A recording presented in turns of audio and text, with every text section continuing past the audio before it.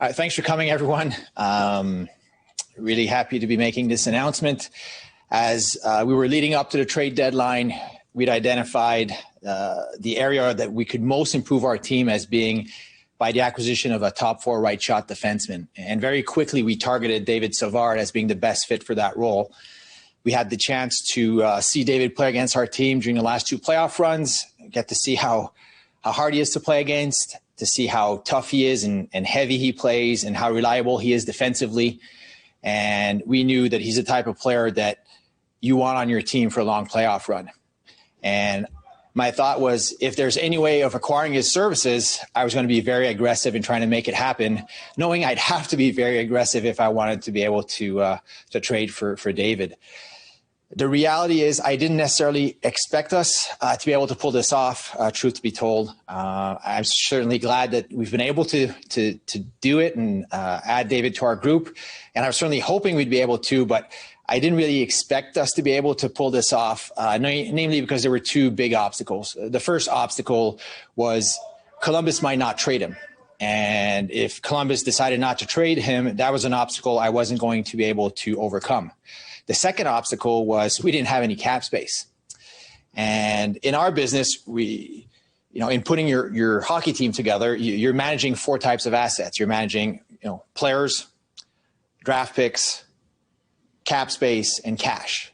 And your job as a manager is to use those assets to assemble the best hockey team possible. And in order to have a good hockey team, you need good players, and you need a lot of good players. So what we essentially did today is that we used our draft picks to purchase cap space to acquire a good player and squeeze him onto our team. And I know that we're going to be a harder out now come playoff time because David Savard is going to be wearing our jersey.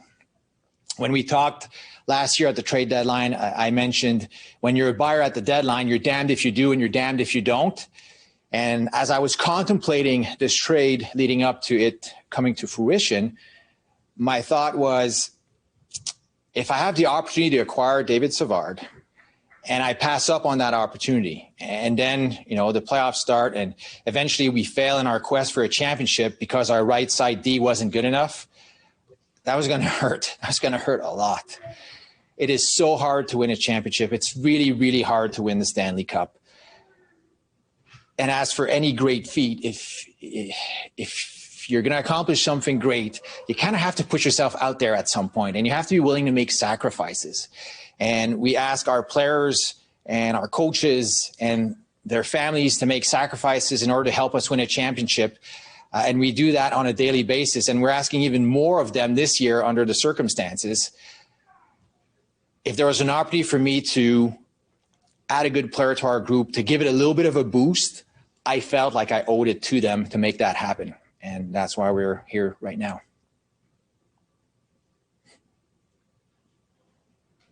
Stephen Wino.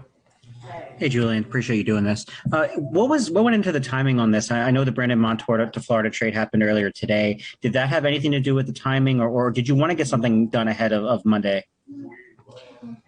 I wanted to get David Savard on our team. And the sooner the better, obviously. We weren't able to make that happen any earlier than we did today. I can't remember exactly the timing of it, but it was right before 5 o'clock Eastern. I think by the time we completed all the paperwork and the various trade calls that kind of went into this deal, by the time that the Montour trade came out, our deal was already together. We were just waiting on the league. Eric Erlinson. Hi, Julien. What's the process like of trying to pull off a 3-team trade and the salary caps retention and all that stuff? It's hard enough to do a trade with one other team to kind of bring in a third team to pull it off. It's more complicated, obviously, and that's why maybe to Steven's earlier question, like it's not the type of deal you can pull off in 30 minutes, right? There's a lot of work that leads up to it, and you're kind of planting seeds and seeing what's going to grow out of those seedlings. So obviously it's a little more complicated. I And I'm just so happy we were able to pull it off, because obviously you need to find two partners. You need to find two teams that are willing to eat money, because obviously that's a big part of us being able to pull off this trade is to get that broker to help us with the cap space. Joe Smith. Hey, Julien, since you've been here last decade, you really haven't been as active in the rental market at the deadline. I know you guys prefer, whether it's McDonough or Coburn, or to go for guys with term. And I was wondering, is it just unique circumstances where you are in the flat cap world that in this team, the way it's built, that you felt it was worth your while in this instance to give up, I guess, assets for a rental? Well, I think every year is different, right? You're dealt different cards, and you're trying to play those cards as best as possible.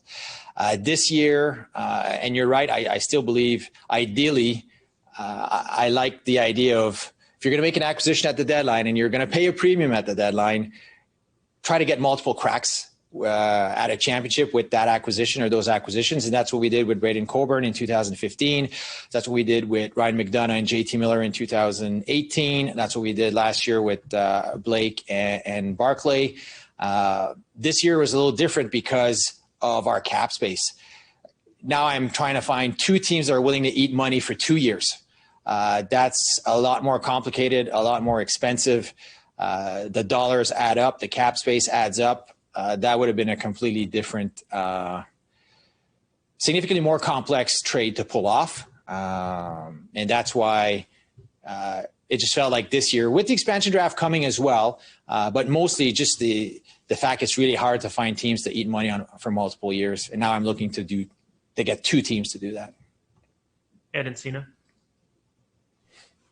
Hey, Julien, you talked a lot about how you guys scouted, and David Savard very well from the battles that these teams have had in the postseason. The fact that he knows you guys well, does that help in terms of in a simulation to your team quickly?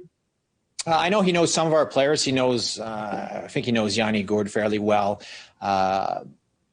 All I know is when I spoke with him this afternoon, he was really excited to be joining our organization. I know his wife and he's got 3 kids, and one in particular was really looking forward to going to Florida. So that just adds to our excitement to know that he's eager to join our group and join us in our quest for hopefully another championship. Like, he's gone through these playoffs. Like, he played essentially 2 rounds last year, 2 rounds the year before. He knows what to expect. He knows how hard this is.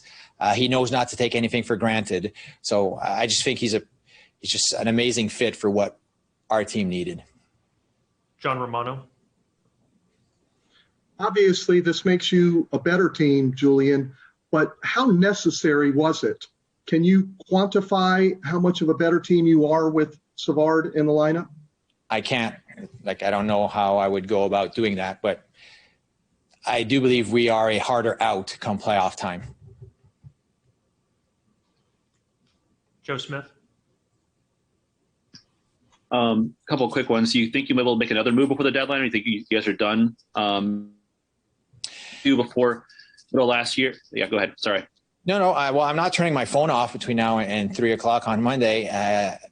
That being said, I didn't expect us to do this deal. I'm not expecting us to do anything else. We're running out of cap space. Like, we've stretched it significantly already, but we'll still be exploring opportunities. If something comes up that makes sense, that makes us a better team, obviously we'll explore it. And if it makes sense, we'll pull the trigger and make another trade. Joe, did you have a follow-up? Yeah. You said middle of last year that you went through the last 10 years trade and you didn't have any good deals there. Just hard to find that. I was wondering if what happened last year, maybe this year, changed your thinking on that, where you've obviously see value in making moves like this. I think it came, again, it's playing the cards that you're dealt. I think we had a chance to really improve our team, to give it a boost. I think this group deserves that opportunity. If it's there for me to find a way to give him some help that really pushes the needle, not just adds depth, but makes us a better team. And that's what David Savard is going to do for us. I think I owe it to him. Terry Bordeaux. Yeah, thanks. Is it the time for a question in French? Yeah, Are we done in English? OK. Thanks. Bonjour, Julien, Thierry à RDS à Montréal. J'espère que ça va bien. Julien, vous avez l'air aussi surpris que nous d'avoir réussi cette transaction-là, la complexité de la chose et tout. À quel point c'est difficile de convaincre une équipe d'assumer une somme monétaire. En assumer deux, c'est encore plus complexe. À quel point pour vous de négocier ça, c'était un gros casse-tête finalement d'avoir réussi à acquérir les services de David Savard? Bien, la clé, c'est de trouver des partenaires qui sont ouverts à cette idée-là et ensuite de s'entendre sur un prix. Ça a donné que à Columbus, ils savaient s'ils voulaient vraiment capitaliser sur la transaction de David Savard et leur donner le plus d'actifs pour les années futures que possible. Ils allaient probablement devoir manger une partie de son salaire. C'était la seule façon qu'ils pouvaient conclure une transaction avec le Lightning de toute façon. Et dans le cas de Détroit, ils étaient ouverts à l'idée d'utiliser l'espace qu'ils ont sur le plafond salarial pour justement acquérir une autre sélection durant la séance de sélection qui s'en vient là, cet été. Alors, une fois qu'on avait identifié les partenaires et qu'on était capable de s'entendre sur les modalités de la transaction, on avait tous les éléments nécessaires là, pour conclure. Just to follow up, please. Julien, vous mentionnez avoir peut-être des remords si vous n'étiez pas capable de mettre la main sur David Savard. Donc, c'est vraiment un gros poisson pour vous là, à des transactions en vue de votre échiquier pour les séries. Et j'imagine qu'il a fait de bonne impression. Vous avez un peu séduit lors des séries 2019, notamment contre vous, évidemment, là, face à Columbus en 2019. Oui, ça fait longtemps aussi qu'on le suit, David Savard. Là, on remonte jusqu'à ses années à Moncton. D'ailleurs, il a joué pour Franz Jean, qui est un de nos entraîneurs. On l'a suivi. Il a joué dans la Ligue américaine contre nos équipes en séries éliminatoires. Il a joué dans la Ligue nationale contre nos équipes. Alors, ça fait longtemps que nos parcours se croisent. Puis là, je suis content que pour une fois, en série, il va jouer pour mon équipe au lieu de jouer contre mon équipe. Merci beaucoup. Thank you. We'll do a couple more in English. Eric Erlinson, go ahead. Yeah, Julian, real quick, did the injury to Jan Ruda allow this trade to happen? Or in other words, could you put on an LTI to create enough space to be able to make this fit? And then what's the protocols for being able to get David in? And is there a possibility he could play Tuesday? First question, we could pull this off without Jan Ruta going on LTI. And that's important because we expect Jan to come off LTI before the season ends. So we needed to be able to absorb his full cap hit. So to answer your question, we could pull this off without Jan. What Jan gives us in the meantime is a little bit more flexibility in terms of who's on the roster. The cost of that is we don't have Jan Ruta on our team, or at least in the lineup. So there's a cost to that. And we will have some things to juggle post-deadline in terms of we're only allowed 4 call-ups post-deadline. So that's something that we're going to have to discuss with the coaches as well as to how we're going to use those as smartly as possible in the coming weeks, because there's still a lot of hockey left to be played before the playoffs, and we haven't secured a playoff spot yet. So we need to win those games in order to, be able to play in the playoffs and have David Savard play in the playoffs for us. And the protocols to be able to get him on? Protocol, we're working on that. We're working on trying to get him in tomorrow. Private jet and testing before, testing after. He's in the protocol now, so he's technically in the NHL bubble, and if we do it that way, he should be here for practice on Monday. We'll do one more. Joe Smith, go ahead. It's the only other person that's injured for you guys is Stamkos. So you're pretty optimistic with him that it'll be kind of a short-term thing? I'm hopeful. We expect him to be out for this week, just to see how things respond here and get more information. That's kind of all I know at this point.